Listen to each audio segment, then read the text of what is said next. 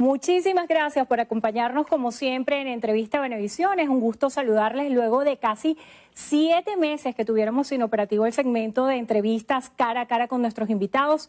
El día de hoy tenemos un invitado que es Henry Falcón, dirigente de Avanzada Progresista, y vamos a tener la oportunidad de conversar así, de frente, los temas que le interesan a los venezolanos. Gracias por estar con nosotros en Entrevista Venevisión. A ustedes, Hendrina, muchas gracias. Una de las encrucijadas históricas más importantes que se ha planteado en la política venezolana es participar o no en unos comicios. Ya lo hemos visto antes, hemos visto los aprendizajes, las lecturas acerca de este evento del 6 de diciembre. ¿Por qué participar? Bueno, mira, yo creo que, como tú bien lo señalas, yo creo que hay que aprender de los errores del pasado.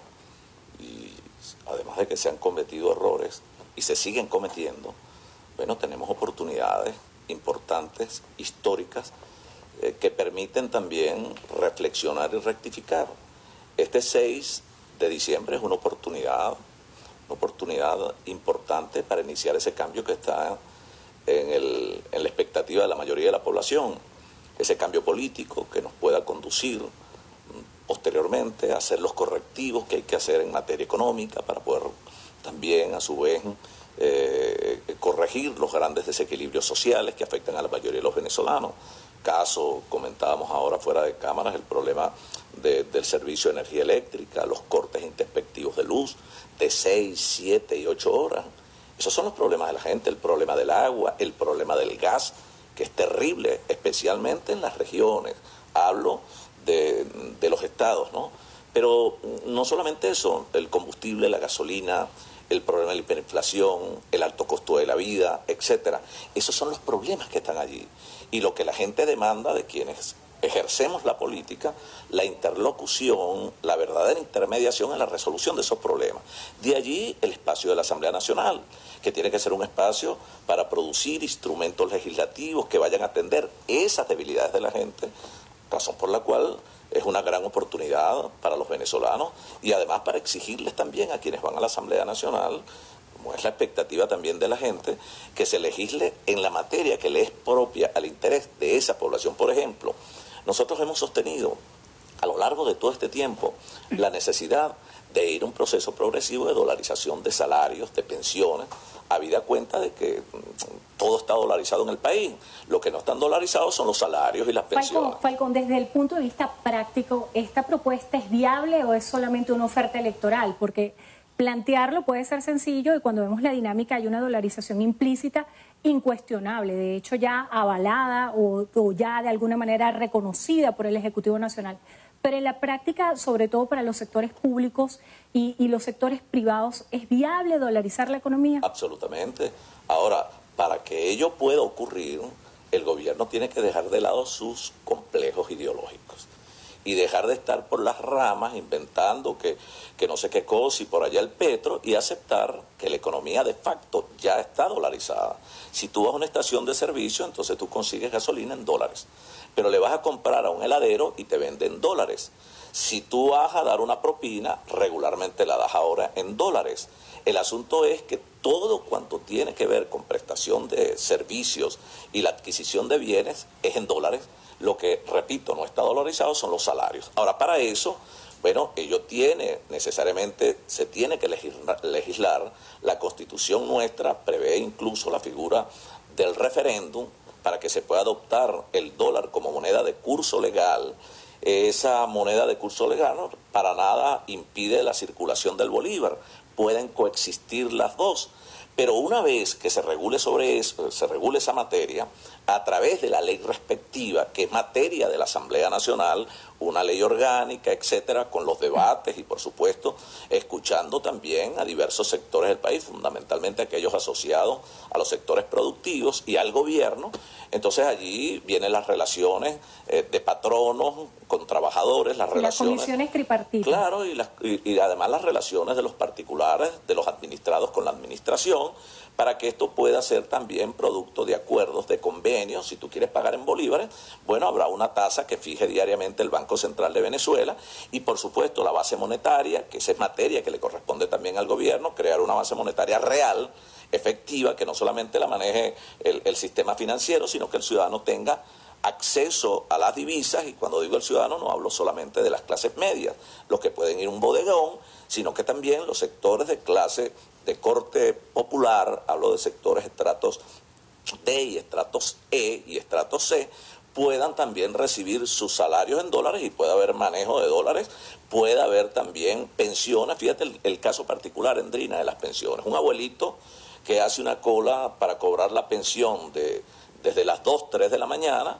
y termina cobrando $1 de pensión. Si tú vas con ese $1 de pensión a una bodega, a un supermercado, compras un paquete de harina pan y de repente no le alcanza para comerse 2 empanadas y una malta. Eso no puede ser, porque esos grandes desequilibrios están afectando a la mayoría de la población, y de ahí viene entonces el problema del hambre, de ahí viene el problema de las enfermedades, la gente no se alimenta, no recibe los nutrientes requeridos, y frente al colapso del sistema de salud pública que existe, no funcionan los hospitales, no funcionan los ambulatorios, pero hay gente que muere de mengua porque no tiene cómo comprar un medicamento que ahora lo venden en dólares.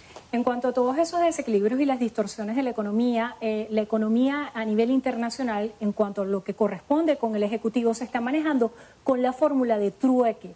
¿De dónde provendrían esos dólares que se inyectarían a la economía en el sistema para pagar los salarios de los empleados? ¿Cuál es la propuesta desde el punto de vista de la estructura económica del Estado? Nosotros esperamos, y en el nombre de Dios, por eso es que todo esto también pasa por decisiones políticas. O sea, las decisiones que hay que tomar en materia económica y atender esos desequilibrios sociales, que ya decíamos, el problema de los servicios, etcétera, pasa por lo político. Aunque si tú revisas los estudios de opinión, la gente quiere son soluciones económicas y no son soluciones políticas. Pero uno de los primeros pasos que hay que dar para lograr ese cambio político es precisamente retomar el camino de la política. Y el camino de la política es el voto, son las elecciones. No es el camino de la aventura, no es el camino del atajo, no estamos hablando de las fantasías y de buscar fórmulas mágicas o esperar que un país extranjero con su ejército venga a resolvernos los problemas que tenemos que resolver los venezolanos. Entonces la política es participar en los procesos electorales. La política es diferencia, pero también son acuerdos, es diálogo, es concertación. Nosotros aspiramos, por ejemplo, y decíamos hace unos meses atrás, ojalá y aquí hubiese un acuerdo entre los diferentes factores políticos atendiendo a la realidad de la gente, un acuerdo para una tregua. Y en esa tregua, por ejemplo, pedirle al gobierno de los Estados Unidos que flexibilice las sanciones económicas, y oído el tambor, estoy hablando de sanciones económicas, no estoy hablando de sanciones personales, pero las sanciones han venido a agudizar el problema social en Venezuela. Ahora, porque unas sanciones que afectan, por ejemplo, el mercado petrolero nacional, una empresa que no puede hacer negocios con el Estado venezolano porque, bueno, simplemente es sancionada y execrada de los paquetes de negocios de otros países, en este caso de los Estados Unidos, se limita a tener esa relación con el Estado venezolano. No hablamos del gobierno, hablo del Estado venezolano. Entonces, esa es materia, bueno, de acuerdos políticos. Nosotros vamos a permitir que el país se siga desmoronando cuando aquí hay que pensar que primero está la vida de la gente, la vida de los venezolanos, y después las ambiciones de un partido o las ambiciones personales de un político. Para que ese acuerdo pueda instrumentarse, primero debe ganarse en lo interno dentro de la oposición venezolana, y hay una parte de la oposición que está diciendo que no está de acuerdo en participar, y de hecho están haciendo una convocatoria para una consulta y de alguna manera avalan el esquema de sanciones internacionales. ¿Qué le dice usted a esa parte de la oposición venezolana? Bueno, que tienen que bajarse de ese mundo virtual donde están y aterrizar en lo que estamos hablando. Poner los pies sobre la tierra es interpretar la realidad de la gente, no la realidad de un partido, no es el Twitter, ni es el Instagram, ni es lo que pueda reflejar la opinión de otro país. Y eso se lo hicimos saber nosotros a la Unión Europea, los representantes que estuvieron aquí en Venezuela, representantes de Borrell, se reunieron con nosotros, con Timoteo y conmigo, y se lo dijimos clarito, porque si algo también debemos rescatar de la política es la responsabilidad y hablar con la verdad. Aquí no podemos seguir en un camino equivocado, un camino que nos conduce a la nada. esta agenda de hace casi 2 años atrás, la agenda de que si, bueno, pedir invasión militar, pedir al Comando Sur que intervenga en Venezuela, o invocar el TIAR, pedir más sanciones, porque las sanciones deben generar un colapso en el país, y el colapso entonces va a su vez a producir un estallido social, y una vez que ocurre el estallido social, entonces ya el gobierno no está allí, y entonces le toca coronar a alguien de la oposición. Eso es mentira. O a los que le mandan mensajes a los militares venezolanos para que den golpes de Estado.